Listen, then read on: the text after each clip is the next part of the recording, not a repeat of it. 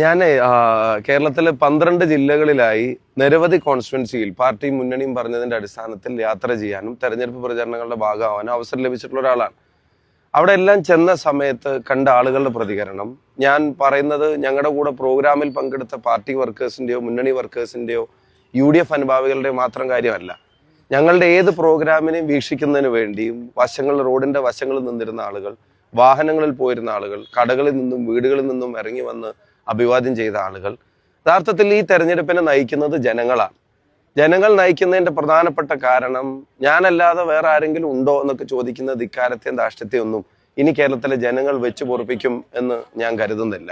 ഈ സർക്കാരിനെ ചുമന്നു മാറ്റാൻ കേരളത്തിലെ ജനങ്ങൾ തീരുമാനിച്ചുറച്ചതുപോലെയാണ് ഇതുവരെ നടന്ന പ്രചരണ പരിപാടികളുമായിട്ട് ബന്ധപ്പെട്ട് പോയ എല്ലാ സ്ഥലങ്ങളിൽ നിന്നും കിട്ടുന്ന ഫീഡ്ബാക്ക്. അതുകൊണ്ട് മൂഡ് ഏതാന്ന് ചോദിച്ചാൽ മൂഡ് ഐക്യ ജനാധിപത്യ മുന്നണിയുടെ തിരിച്ചുവരവിന്റെ മൂഡാണ്. UDF പിന്നെ സെഞ്ചുറി അടിച്ച് കേരളത്തിൽ തിരിച്ചു വരുന്ന മൂഡാണ് കേരളത്തിലെ ഗ്രൗണ്ടിലുള്ളത്.